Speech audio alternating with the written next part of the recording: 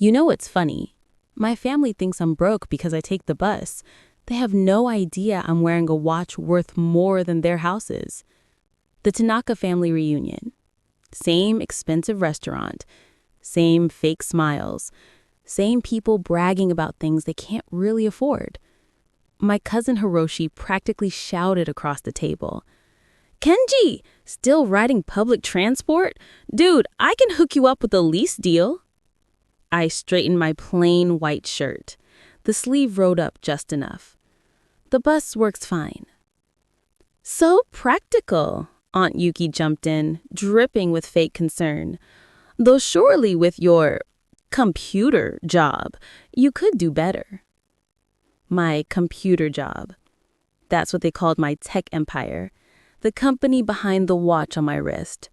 A Philippe Patek Dufour. Grande Sonnerie. Only 16 ever made. Worth more than everything in this restaurant. Times 10. But they wouldn't know that. "Speaking of jobs," Uncle Takeshi boomed, "Hiroshi just made junior partner at Morgan Stanley." The table exploded. Applause, cheers. Hiroshi grinned, flashing his Rolex, his bonus gift. Nice watch. Not rare. "And you, Kenji," my father's voice cut through, that familiar disappointment in his eyes. "Still doing your app thing?" I reached for the soy sauce. My sleeve slid up again. Dad's chopsticks hit the table. Hard. That's impossible." Everyone stopped. Complete silence. Dad had been collecting watches for 30 years before the crash took everything. He knew. He knew exactly what was on my wrist. "What's wrong, Mom?" asked, confused. "That watch." Dad's voice shook. "It's a Dufour Grande Sonnerie, only 16 in existence. It's worth $2 million. Hiroshi's Goldman training kicked in. Give or take, depending on the market. The silence was beautiful. Aunt Yuki's designer bag suddenly looked cheap. Uncle Takeshi's Mercedes seemed ordinary. Hiroshi's smirk evaporated. "Oh, this old thing?" I smiled, echoing Aunt Yuki's earlier words about her Gucci. "Just picked it up at auction last month." "But how?" Mom stammered. "You take the bus." I sipped my tea, savored the moment. "Ever wonder why I take the bus? Because I'm usually on calls with our Tokyo office. Can't do that while driving." "Tokyo office?" Hiroshi's confidence cracked. "What exactly does your app do?" I pulled out my phone. Not the latest model. The one that made them snicker earlier. Opened our company valuation. "We develop AI-driven financial trading algorithms. Actually, we probably power half of the systems you use at Morgan Stanley." His eyes went wide. Uncle Takeshi looked over his shoulder, made a choking sound. 10 billion? He wheezed. 11.2 after last month's funding round, I corrected. Though valuations can be volatile. Right, Hiroshi? His fancy Rolex suddenly looked small. Dad stared at my Dufour. Recognition, regret, pain. He taught me about watches, about craftsmanship, about dreams. Before he lost everything, before he decided banking was the only safe path. The auction, Christie's last month, the anonymous buyer. I nodded. I knew you'd recognize it eventually. "It was your father's dream piece," Mom said softly. "I know," my voice quiet. "Why do you think I bought it?" The rest of dinner was silent, awkward. My cousins couldn't speak. Even Hiroshi stopped mentioning Morgan Stanley. "So," Uncle Takeshi finally broke, "this company of yours..." I checked my phone. London office notification. "We process about 30% of all AI-driven trades in Asia, probably 40% after next month's merger." "Merger?" Hiroshi perked up, investment banker instincts. "With who?" "Can't say yet." I smiled. but you'll read about it in the Financial Times. Your firm's handling part of the due diligence." Hiroshi went pale. "The quantum trade acquisition. That's you?" Dad snapped up. "Quantum trade? The Singapore firm revolutionizing Asian markets?" "Among other things." Deliberately vague. "NDA lifted in a week." Aunt Yuki leaned forward. Earlier disdain replaced with hunger. "Michael, Kenji, darling, why didn't you tell us?" "You thought I was struggling, taking the bus because I couldn't afford a car." I adjusted my watch. Let the light catch it. Sometimes success doesn't need advertising. "Speaking of which," Uncle Takeshi cut in, "my portfolio could use diversification. Perhaps we could—" "Sorry," I interrupted politely. "We're fully funded. Last round was oversubscribed by $3 billion. $3 billion in oversubscription, more than all of their portfolios combined." Mom touched my sleeve.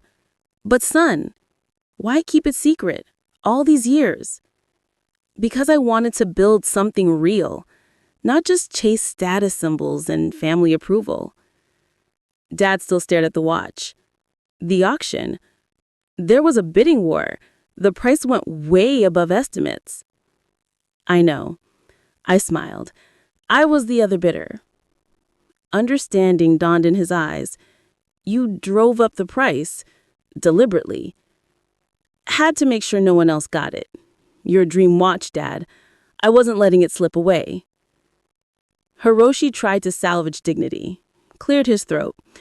"Well, at Morgan Stanley, we always say, actually," I cut him off, checking my phone, "your trading desk just switched to our algorithm platform. The memo goes out Monday." He deflated completely. Aunt Yuki tried a different angle. "Kenji, you must come to our country club. There's someone I'd love you to meet." "Can't. Flying to Singapore on my jet. Board meeting." "Your jet?" Uncle Takeshi's voice faint. "Just a small one," I replied modestly. "Though I usually take the bus to the airport. Better for the environment." After dinner, Dad followed me outside, the others still gathering their designer coats, their luxury car keys. The night air was crisp. "That watch," he managed. "It was the one in my study, the picture on my desk, for 20 years. I nodded. "Right up until 2008 forced you to sell everything." He winced. The crash had destroyed him, transformed him from respected collector to scared father pushing safe careers. "Is that why you bought it?" he asked quietly. "To prove something?" I pulled back my sleeve, let him really see it. The moon phase complication caught the streetlight. Perfect craftsmanship. Dreams beyond wealth. "I bought it because every time I visited your study as a kid, you'd tell me about this watch, about how only 16 people would ever own it, about how it represented the peak of human achievement." His eyes misted. "When I started my company, I kept a picture of it too. Not to remind me about money or status, but about precision, about building something perfect, something rare." Hiroshi and Uncle Takeshi burst out, both on phones, probably calling brokers, researching my company. Aunt Yuki showed Mom pictures, her friend's daughter, not subtle. "Here," I started unbuckling the watch. "It was always meant to be yours." Dad stepped back, shaking his head. "I can't. It's too much." "Actually," I smiled, "I bought two at the auction. This one's yours, mine's in Singapore. One masterpiece per continent seemed reasonable." His hands trembled. "Two? But that's $4 million." I shrugged. "About what I make in interest each month. Besides, some things are worth more than money." Mom came over, still clutching Aunt Yuki's phone. "Kenji, dear, about this lovely girl." "Sorry, Mom." I checked my actual phone, the secure one. "I'm already seeing someone, head of AI research at MIT. We met at a conference where I was keynote speaker." Everyone within earshot nearly broke their necks turning. "You know," Dad said softly, admiring his watch, I always wondered why you worked so hard instead of following Hiroshi into banking. Remember what you used to say about this watch? That it was valuable, not because of price, but because it represented someone's relentless pursuit of perfection. He nodded. That's what I built. Not just another trading company, but something precise, something rare, something that changes how the whole industry works. My phone buzzed. Singapore Exchange opening. Dad noticed, smiled. You should go. Markets wait for no one. Actually, I pulled out 2 tickets. Why don't you and Mom come to Singapore next week? See what your son actually built. First class, of course. On your jet? Mom asked. No, I grinned. On the bus. Just kidding. Yes, on my jet. As we said goodbye, I heard Hiroshi explaining to Uncle Takeshi why junior partner wasn't really that important. Aunt Yuki suddenly very interested in tech stocks. Other cousins frantically Googling my company. But none of that mattered. What mattered was watching Dad show Mom his new watch, explaining its complications. The same passion from my childhood. Some things are worth more than money. Like the look on your father's face when he realizes his son didn't just succeed, but succeeded while staying true to the values he taught him. I took the bus home that night, as usual. But this time, I spent the ride looking at pictures of Dad's old collection, planning to rebuild it, one masterpiece at a time. Sometimes the best revenge isn't showing off your wealth. It's using it to restore what really matters. And sometimes, just sometimes, taking the bus doesn't mean you're broke. It means you're too busy building an empire to worry what other people think.